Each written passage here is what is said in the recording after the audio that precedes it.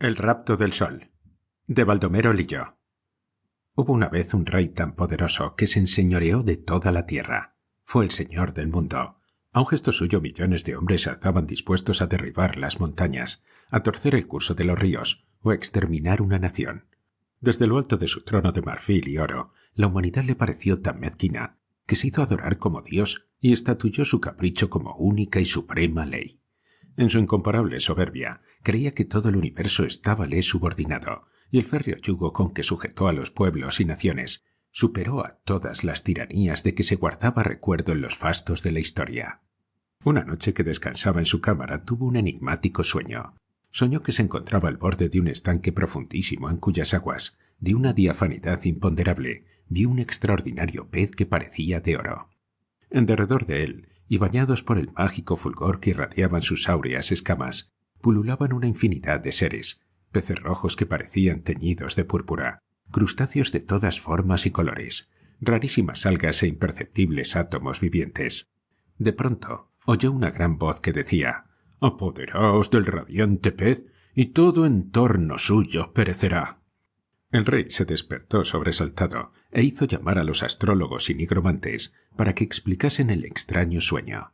Muchos expresaron su opinión, mas ninguna satisfacía al monarca hasta que, llegado el turno al más joven de ellos, se adelantó y dijo: «Oh divino y poderoso príncipe, la solución de tu sueño es esta. El pez de oro es el sol que desparrama sus dones indistintamente entre todos los seres.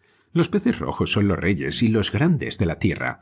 Los otros son la multitud de los hombres, los esclavos y los siervos. La voz que hirió vuestros oídos es la voz de la soberbia. Guardaos de seguir sus consejos, porque su influjo os será fatal».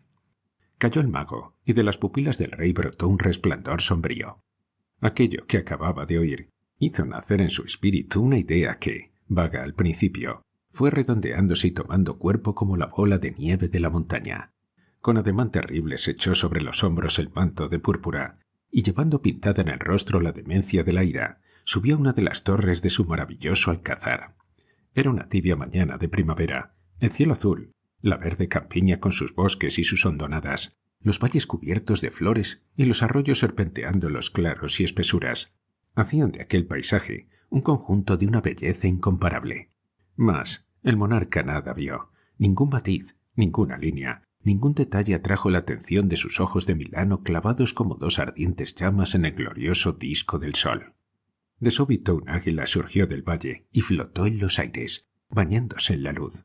El rey miró el ave y enseguida su mirada descendió a la campiña, donde un grupo de esclavos recibían inmóviles como ídolos el beso del fúlgido luminar. Apartó los ojos y por todas partes vio esparcirse en torrentes inagotables aquel resplandor.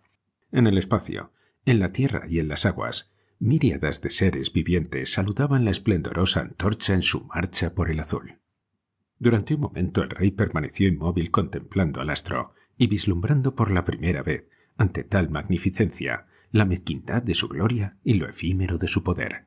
Mas aquella sensación fue ahogada bien pronto por una ola de infinito orgullo.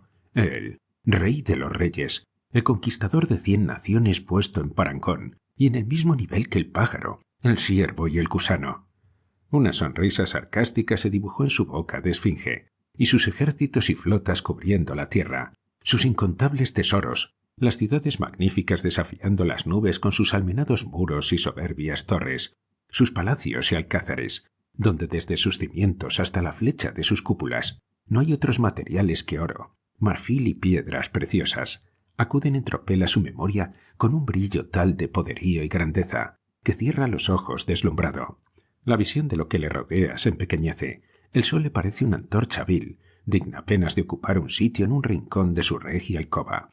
El delirio del orgullo lo posee, el vértigo se apodera de él, el pecho se hincha, sus sienes laten, y de sus ojos brotan rayos tan intensos como los del astro hacia el que alarga la diestra, queriendo asirle y detenerle en su carrera triunfal.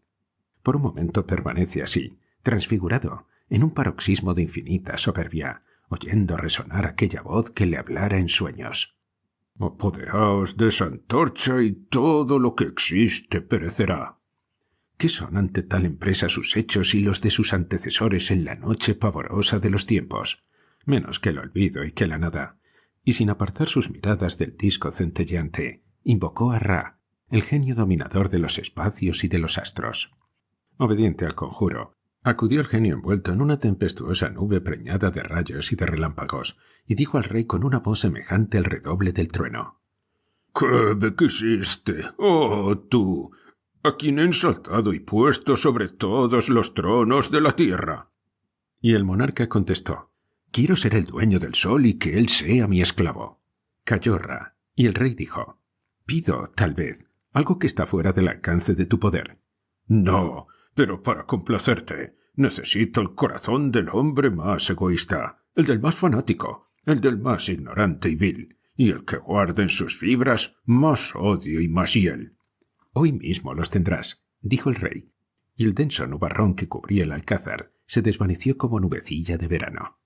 Después de una breve entrevista con el capitán de su guardia, el rey se dirigió a la sala del trono, donde ya lo guardaban de rodillas y con las frentes inclinadas todos los magnates y grandes de su imperio.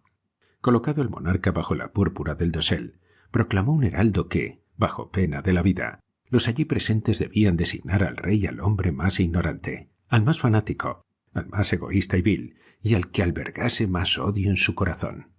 Los favoritos, los dignatarios y los más nobles señores se miraron los unos a los otros con recelosa desconfianza. ¡Qué magnífica oportunidad para deshacerse de un rival! Mas a pesar de que el heraldo repitió por 3 veces su intimación, todos guardaron un temeroso silencio. El enano del rey, una horrible y monstruosa criatura, echado como un perro a los pies de su amo, lanzó al ver la consternación pintada en los semblantes una estridente carcajada, lo que le valió un puntapié del monarca, que lo echó a rodar por las gradas del trono hasta el sitio donde estaba el príncipe heredero, quien lo rechazó, a su vez, del mismo modo entre las risas de los cortesanos.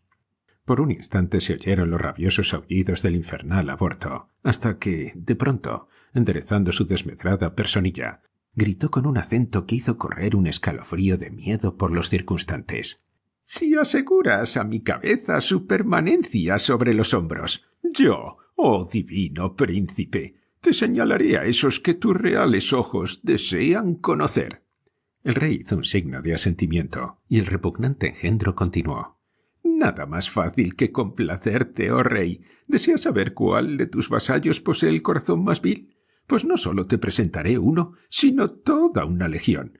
Y mostrando con la diestra a los favoritos que le escuchaban espantados, prosiguió: «Ved aquí a esos que sacó de la nada tu omnipotencia. En sus corazones de cieno anidan todas las vilezas. La ingratitud y la envidia están tras la máscara hipócrita de sus bajas adulaciones. En el fondo te odian, son como las víboras, se arrastran, pero saltan y muerden al menor desliz».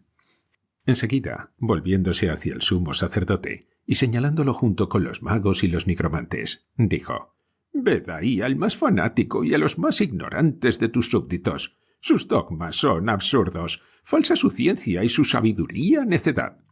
Hizo una pequeña pausa y con voz envenenada de odio prosiguió: «El corazón más egoísta alienta dentro de tu pecho, oh rey. No conozco otro que le iguale en dureza y en crueldad, salvo el del príncipe, tu primogénito. El pedernal es ante sus fibras una blanda y deleznable cera». Calló un instante y luego con voz ronca profirió: «Solo me falta mostrarte dónde se halla el último. Ese es el mío». Y golpeándose el pecho con fuerza exclamó: «Aquí está, oh príncipe, con odio y hiel fue fabricado. Si pudiera desbordarse, os ahogaría a todos con el acíbar y ponzoña de sus rencores. Anídanse en él más cóleras que las que desatan y fulminarán los cielos y los abismos del mar. Una sola gota del veneno que encierra bastaría para exterminar todo lo que se mueve y alienta debajo del sol». La voz sibilante del enano vibraba aún en el vasto recinto, cuando el rey hizo una imperceptible señal. Al instante se apartaron los amplios tapices y dieron paso a una falange de guerreros que se precipitaron sobre los aterrados favoritos, dignatarios y magnates, y los pasaron a cuchillo en un abrir y cerrar de ojos. Inmediatamente, después de decapitados, abríanles el pecho y les arrancaban el corazón palpitante.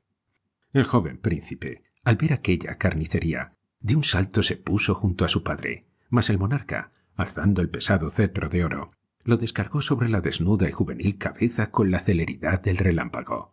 Apenas el cuerpo se desplomó sobre las gradas, un esclavo le sacó el corazón.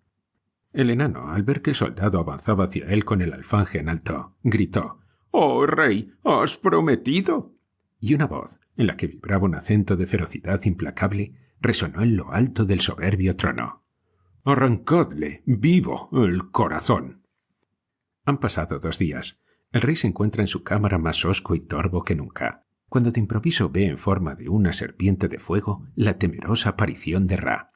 El genio desenvuelve sus anillos de llamas y dice: «Aquí tienes lo convenido. Esta valla, tejida con las fibras de los corazones, cuya esencia era el egoísmo y el odio, el fanatismo y la ignorancia, es impenetrable a la luz.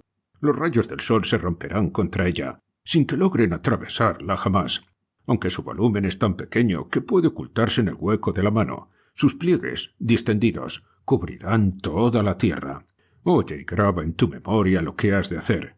Subirás a la montaña que se alza sobre el abismo y esperarás que el sol, al salir de su morada nocturna, roce la cresta más alta para lanzarle la red mágica, cuyos pliegues lo envolverán, aprisionándolo como dentro de una coraza de diamante. Desde ese momento será tu esclavo, y podrás hacer de él lo que quieras». Salió ocultamente de su palacio por un postigo que daba al campo, sin más compañía que un cayado de pastor y la malla maravillosa. 3 días con sus 3 noches, el rey marchó hacia el oriente. La senda por donde caminaba subía bordeando desfiladeros y barrancas insondables. El flanco de la negra montaña era cada vez más empinado y más áspero, pero ni el cansancio ni el frío, ni la sed ni el hambre, le molestaban en lo más mínimo. El orgullo y la soberbia avivaban en él sus hogueras y devoraban toda sensación de malestar físico. Ni una sola vez volvió la cabeza para contemplar el camino recorrido. 3 veces vio pasar el sol por encima de su cabeza. Cruzó sin detenerse, irreverente, con la excelsa majestad de un dios. Le asedió con sus rayos y fundiendo las nieves desató, para que le salieran al paso, con más ímpetus los torrentes. Aquel reto del astro exacerbó su furor, y amenazando con la diestra al flamígero viajero profirió: «Oh, tú, ascua errante, fuego fatuo, que un soplo de Ra enciende y apaga cada día, en breve te arrancaré las insolentes alas. Arrojado como un esclavo, yacerás eternamente tras los muros de oro de mis alcázares». Y confortado con esta idea venció los últimos obstáculos y se encontró por fin en la cima más encumbrada de la inaccesible montaña, más arriba de las nubes y de los nidos de las águilas. En la cúpula sombría centelleaban calladamente los astros. La noche toca su término, y un vago resplandor brota del abismo sin fondo. Poco a poco palidecen las estrellas, y un tenuísimo matiz de rosa se esparce en el oscuro azul del cielo. De pronto un haz de rayos deslumbradores ciega los ojos del monarca. De la negrura sin límites, abierta bajo sus pies, una esfera de oro en fusión surge rauda hacia el espacio. A través de sus cerrados párpados entrevé la fulgurante aureola y lanza por encima de ella la malla maravillosa. Como una antorcha que se hunde en el agua, de súbito se apagó el resplandor. Las estrellas se encendieron de nuevo, y las sombras fugitivas y dispersas volvieron sobre sus pasos y ocultaron otra vez la tierra. Después de atravesar las salas sumidas en las tinieblas, el rey se detuvo en la más alta torre de su palacio. El alcázar estaba desierto, y debía haber sido teatro de alguna tremenda lucha, porque todo él estaba sembrado de cadáveres. Los había en todas partes, en los jardines, en las habitaciones, en las escaleras y en los sótanos. La desaparición del rey había encendido la guerra civil, y gran número de pretendientes se había disputado la abandonada diadema. Mas la pavorosa ausencia del sol había bruscamente interrumpido la matanza. Dentro de la alta torre, el tiempo transcurre para el monarca insensiblemente. Una deliciosa languidez lo invade. En el interior de la regia cámara, suspendido, como una maravillosa lámpara, está el celeste prisionero. Por una rendija imperceptible de su cárcel brota un intensísimo rayo de luz. Afuera, una oscuridad profunda envuelve los valles, las llanuras, las colinas y las montañas. El cielo está negro como la tinta, y cual enlutado túmulo, lucen en él como lágrimas los astros. Apoyado en la ventana, ha asistido mudo e impasible a la lenta agonía de todos los seres. Poco a poco han ido extinguiéndose los clamores y los incendios, hasta que ni el más leve destello rasgó ya la lobreguez de la noche eterna. De pronto el rey se estremece. Ha sentido un malestar extraño, como si le hubiesen atravesado el corazón con una aguja de hielo. Y desde ese instante, su plácida tranquilidad desaparece, y la molesta sensación va aumentando por grados hasta hacérsele intolerable.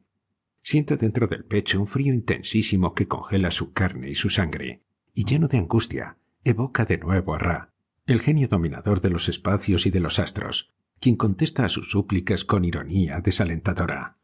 ¿De qué te quejas? Al suprimir la vida no has dejado al sentimiento que te posee, y es el móvil único de tus acciones otro refugio que tu corazón.